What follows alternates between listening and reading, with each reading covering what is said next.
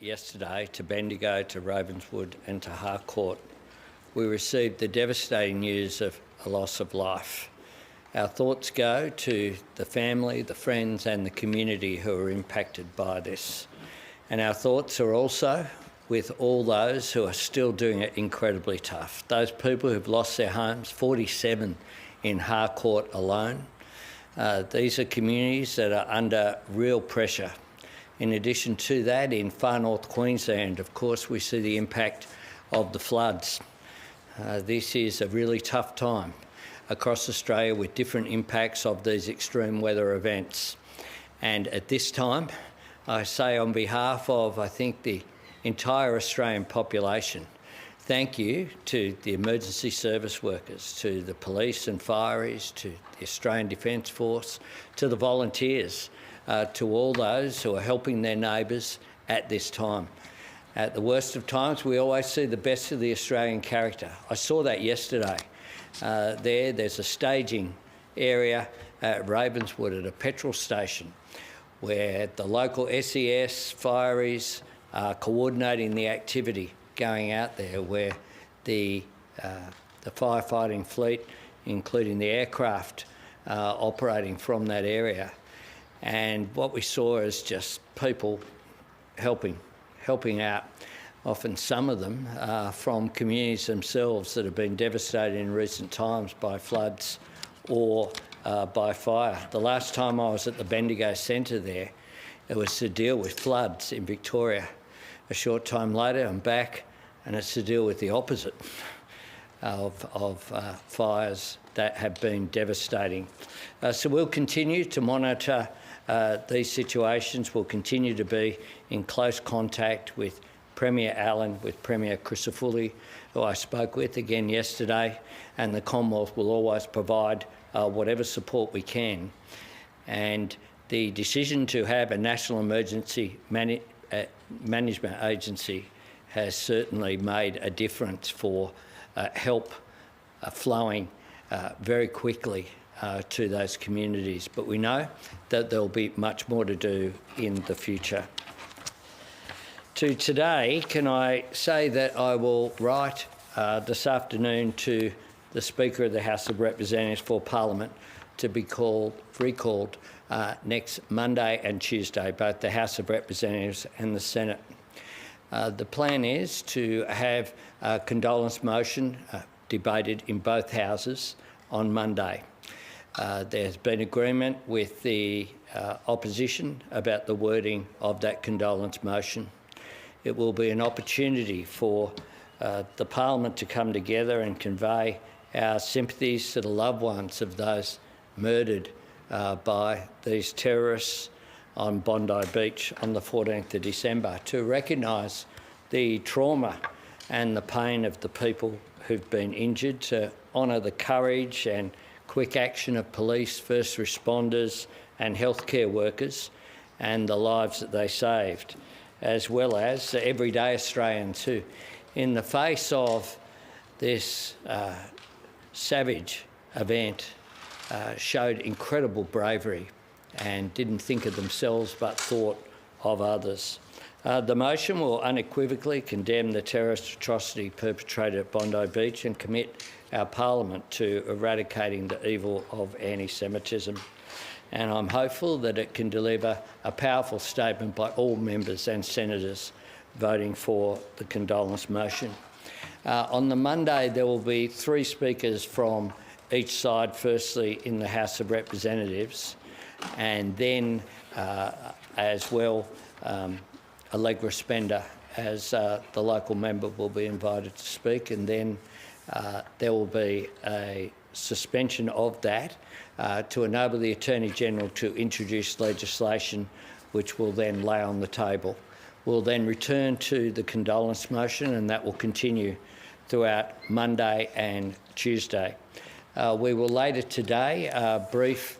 I've met with the Leader of the Opposition already today, but there will be a briefing for the Opposition on the legislation later this afternoon by the respective departments, and it will be referred to the Joint Parliamentary Committee on Intelligence for report. It will be publicly released tomorrow, and Greens members and crossbench members will be able to access a full briefing as well from tomorrow on the legislation. The legislation will then be debated on Tuesday in the House of Representatives. We intend to have that legislation pass the House before question time, which will occur at the normal time at 2 o'clock, and then will be considered by the Senate in the afternoon in order to ensure its passage on that day. The bill is the Combating Anti-Semitism, Hate and Extremism Bill. It's a comprehensive package of reforms which creates serious offences for hate preachers and leaders seeking to radicalise young Australians. It increases the penalties for hate crimes offences. It ensures that offenders whose crimes were motivated by extremism have that factored into their sentencing. It creates a new offence for inciting hatred in order to intimidate or harass. It expands and strengthens the ban on prohibited symbols, and it makes it easier for the Minister for Home Affairs to cancel or refuse a visa for people intent on spreading hatred. And it creates a new framework that will enable the Minister for Home Affairs to list organisations as prohibited hate groups. Once an organisation is listed, it will be a criminal offence to be a member, to recruit for it, to donate or receive funds or support that group in any way.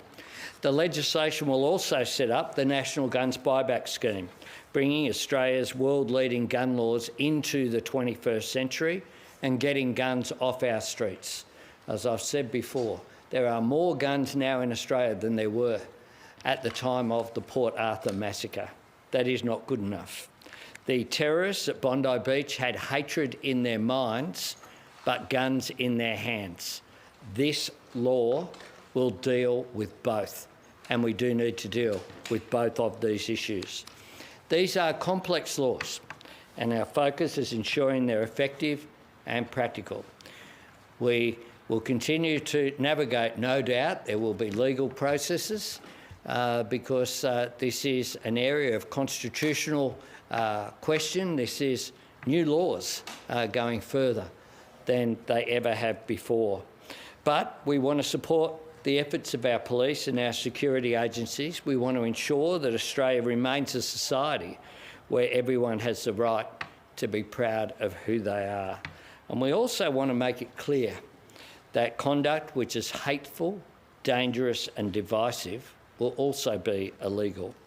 Because just as anti-Semitism and racism are an offence against our Australian values, they should be an offence against Australian law. This afternoon, we've referred that legislation to the committee.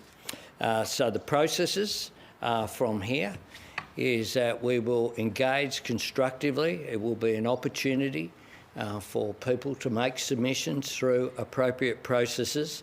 We want this to be timely, but we also want there to be a proper process, which is why we are going to have this process over the next week. National unity is vital to our national security, and our government will strengthen both. I'd ask the Attorney-General and then the Minister for Home Affairs. Thank you, Prime Minister. And can I start by echoing the Prime Minister's comments about our fellow Australians who are doing it so tough during these challenging times with those fires. As the Prime Minister said, today the Albanese government has taken another important step towards a safer, more unified Australia, with Cabinet agreeing to the government's stronger, more robust hate speech legislation. The government announced our intention to introduce these laws in the days following the abhorrent Bondi terror attack. And I'm very pleased that in a relatively short period of time, we've been able to draft, consult and develop this vital package of legislation. Let me be clear, once these laws are passed, they will be the toughest hate laws Australia has ever seen.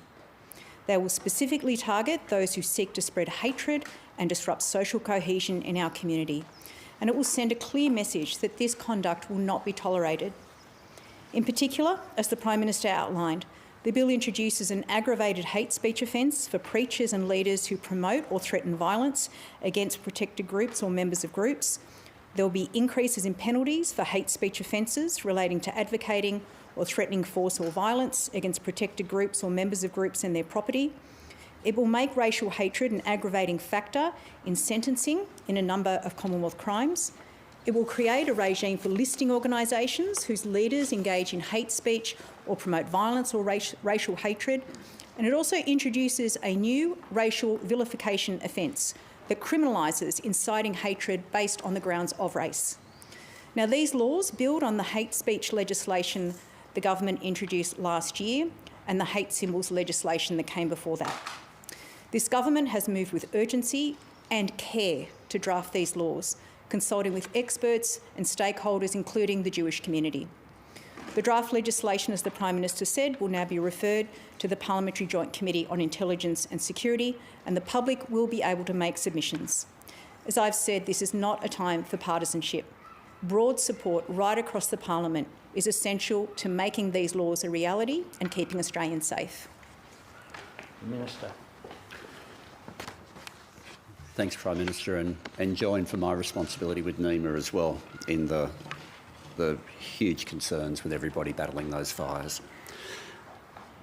Following the atrocity of the evil anti-Semitic terrorist attack in Bondi, we needed to deal with the motivation and the method. This legislation will deal with both. The motivation was fuelled with hate, that form of racism known as anti-Semitism. There have been organisations which have played a game for a long time in keeping themselves just below the legal threshold. They were called out last year by Mike Burgess, the Director-General of ASIO, for the real harm that they do to our national security. The two groups that he called out specifically were the Nazis, the National Socialist Network, and Hizb ut-Tahrir. Two groups which, through their spreading of hate, have a direct impact on increased risk in our national security environment, but have kept themselves just below the law for while they have created a pathway for others to engage in violence, have been careful to not explicitly call for it themselves. They've kept themselves just below that threshold. This bill will lower that threshold and lower that threshold to the extent that we can within the Constitution. We have had enough of organisations that hate Australia playing games with Australian law. We will also increase powers that I would have as Immigration Minister in terms of the cancelling of visas. In terms of racist bigotry at the moment, I also have to test each time whether someone's coming on a public speaking tour or the extent to which someone might cause social discord. This draws a line in the sand and says racial bigotry of itself is a reason to be able to refuse a visa. Finally, with respect to guns, the legislation will allow us to use the Auscheck system. The Auscheck system to effectively create a pathway where states and territories can have a two-hurdle process before someone is issued with a gun licence. The final hurdle remaining the fit and proper person test that the states already have. But to be able to put in place in advance of that an Auscheck system, which will allow the intelligence that is held by ASIO and by the Australian Criminal Intelligence Commission to be able to use to create the extra layer of caution if somebody is themselves a risk when they're applying, or if the risk resides in a member of their family or a member of their household. With all of this, we deal with the motivation and the method. We deal with the why and the how. Sure. Minister, the Attorney said that broad support from across the Parliament will be necessary. How open to serious suggestions from the coalition or the Greens will you be to changes on hate speech? Well, we're open to constructive suggestions. This is draft legislation. We've spent a lot of time getting it right. There has been a lot of consultation already, not just with the Jewish community, but with other communities as well. We want to get it right, but if someone has a constructive suggestion, then it will be considered on its merits. Paul? You said you want to deal with method and motivation, Prime Minister, but there's been more political debate around the gun reform than the other section on hate speech. Why not split those sections up, and is that an attempt to wedge the coalition? No, this isn't about politics. It's about getting it right. And those people who conducted this anti-Semitic terrorist attack at Bondi on the 14th of December had both the motivation from being inspired by ISIS, but they had the means. There was a very moving speech by Peter Maher's brother at St Mary's Cathedral just last week, where he spoke very much about someone who's an anti-Semite is someone who can profess hate. An anti-Semite with a gun is something very different as well, and so we need to deal with both. Prime Minister, there's been some controversy around the cancellation of a Palestinian-Australian author appearing at the Adelaide Writers' Festival. Do you have a view on whether she should be reinstated, given your concerns you've said before about social cohesion at this time or otherwise?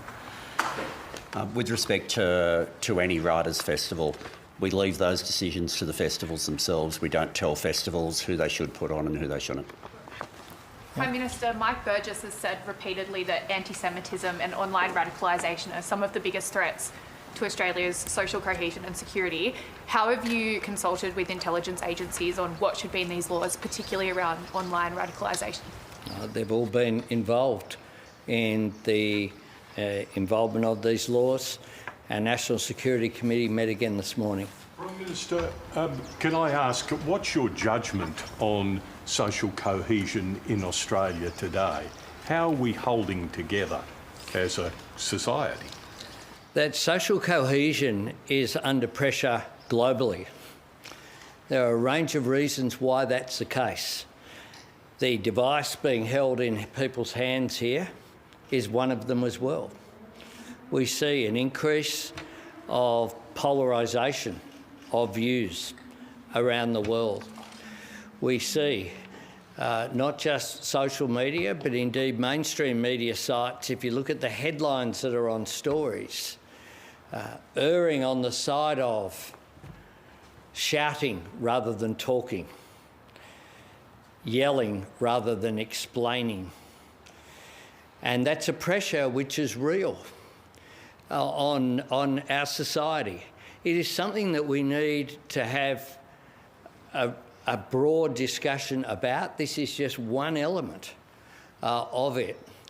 So I want an Australia that goes to our values, where everyone is respected, where the Australian covenant is that when people come here, they leave any hatreds and prejudices in the customs hall and recognise the strength that is here in our diversity, one where we're able to discuss differences in a mature and respectful way, rather than accusatory, rather than looking to always blame someone else.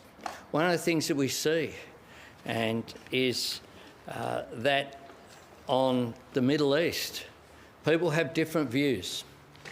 They're entitled to express those views. What they're not entitled to do is to hold someone to account for the actions of others because they are a young boy wearing a school uniform going to a Jewish school, or a young woman wearing a hijab. That is not acceptable. And it is something that I certainly hope that the Royal Commission on social cohesion, that's one of the issues that we need to address. Not just a government, we as a society need to have that debate, and we need to be able to move forward. Prime Minister, on the new classification for hate groups, can I just get a sense of what the penalties will be for those offences? And do you think they'll be similar to what is currently under the offences for associating with a terrorist group? And just on the potential legal challenges that legislation might incur, given that Hizb ut-Tahrir have already said that they are seeking legal counsel, do you expect that there will be a High Court challenge?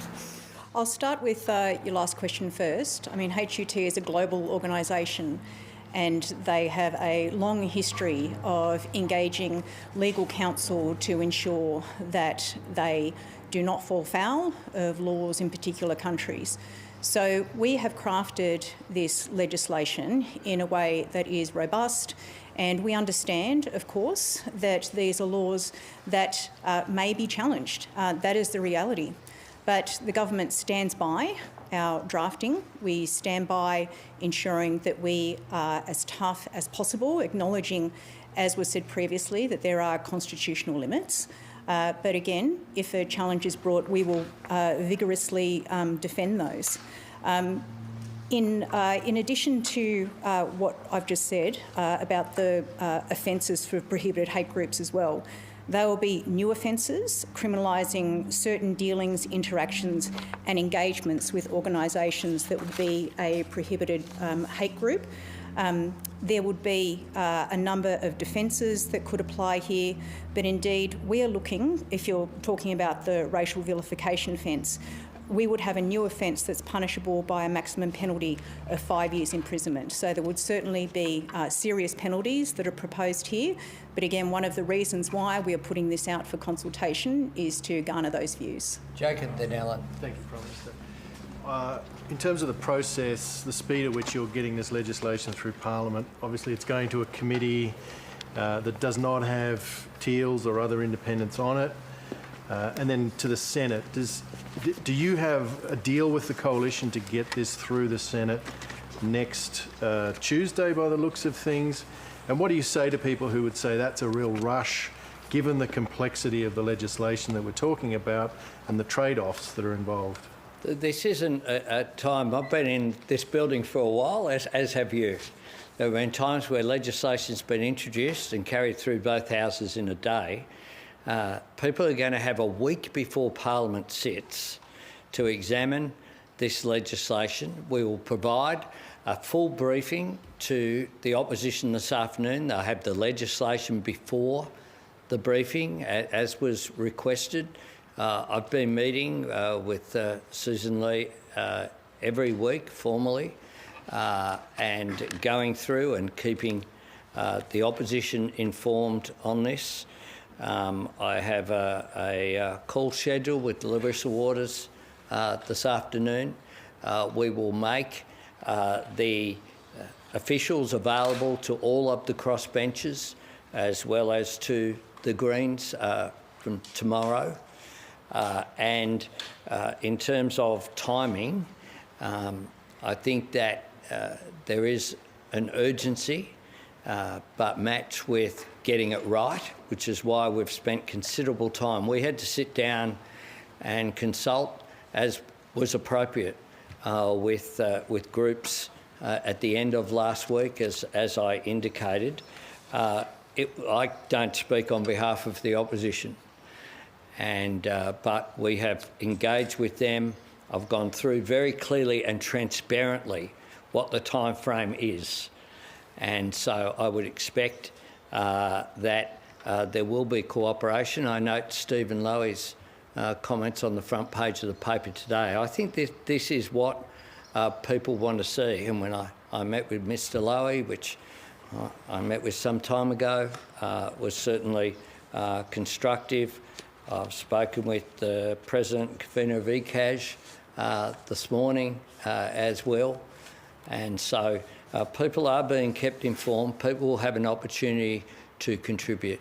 Is it still your intention for the cost of the gun buyback scheme to be split 50-50 between the Commonwealth and the states? And are you confident you've got the support of the states and territories on that part of the legislation? Yes, well, that's up to the states to speak for themselves. But I think that states who don't participate will have to justify that to their own people. And there seems to be some concerns from some eminent Australians, some legal scholars, around some untidiness around the Royal Commission arrangements as they pertain to Dennis Richardson. Can you confirm exactly what Mr Richardson's status, the status of his review within your Royal Commission is? And do you believe that he will be able to get to the bottom of potential intelligence failures without coercive powers, protection for whistleblowers, that type of thing which a Royal Commission can deliver? I have absolute faith in Mr Richardson and the work that he will do. His report will form part of the work of the Royal Commission. You don't speak for the opposition, but has Susan Lee given any indication if she might style or anything when you've spoken to her? I do not verbal anyone, least of all the Leader of the Opposition. It's up to her to speak on behalf of the Opposition. I speak on behalf of the Government. Prime Minister, one question for the Home Affairs Minister, Sure. and then yourself. You kind of have highlighted Hizb ut-Tahrir and the Nazi group. Is it your expectation directly that then you will immediately move to make those hate groups illegal? Is there anybody else you're looking at? And just for the PM, this legislative package will be very effective in a sort of broadcast Australian contained context. But we've talked about Hizb ut-Tahrir being a global organisation. How are you going to deal with the fact that a lot of this radicalisation, a lot of this content is coming from outside of your jurisdictional reach? First of all, I've phrased it the way I have very deliberately in terms of one of the cases that will come subsequently is apprehended bias. And I'm not going to use this question to walk into that. So if I put it in the exact order, which I did for a very deliberate reason, the ASIO, the Director-General of ASIO has called out those two organisations and explained they kept themselves just below the threshold. We are lowering that threshold. And on the global issues, look, evidence will come out from the Richardson Review and during those processes about the connections that the Akrams had or didn't have, how some of that radicalisation occurred. We know that a lot of radicalisation can occur on the dark web. This is one of the challenges that will be looked at. It is not easy. It is hard, as Mr Richardson has indicated previously, but then Mr Burgess, as the Director-General, has indicated very clearly it is difficult when it comes to a lone wolf. Now, in this case, you have a father and son that has a particular dynamic. And I don't want to preempt some of the evidence that will come forward, and that will all be examined. But it presents a challenge, and we understand that that challenge is very real, which is why it's been identified by the security and intelligence agencies. Prime Minister, President Trump is openly considering further military action in Iran. Are you concerned that action there might further threaten social cohesion in Australia? And would Australia play any support or assisting role should that occur? Look, we're not considering that, but I will make this comment about Iran, that we stand with the people of Iran who are standing up for their human rights, standing up for their dignity, standing up for a change that is required. This is a regime that has oppressed its own people. This is a regime that is cracking down on people protesting, and we don't know what the real death toll is from people who've been either killed or injured for expressing their basic human rights. What we do know is that this is an oppressive regime that has played a bad role, not only for its people, but a bad role internationally, which is why I stood in this very courtyard and expelled the Iranian ambassador for the involvement of their agencies in attacks here on Australian soil. So we stand with very much the people of Iran at this time. Last one. Speak about urgency, and considering the fact that you are bringing Parliament back 2 weeks earlier, do you anticipate people will be arrested or visas revoked under these new laws immediately? Well, we haven't passed the laws yet. I'm hoping that the laws can be passed efficiently and quickly with the support of the entire Parliament. And I hope that the Parliament passes the laws. You'll all get to see it, the draft legislation tomorrow. And I will speak to you tomorrow. Thanks very much.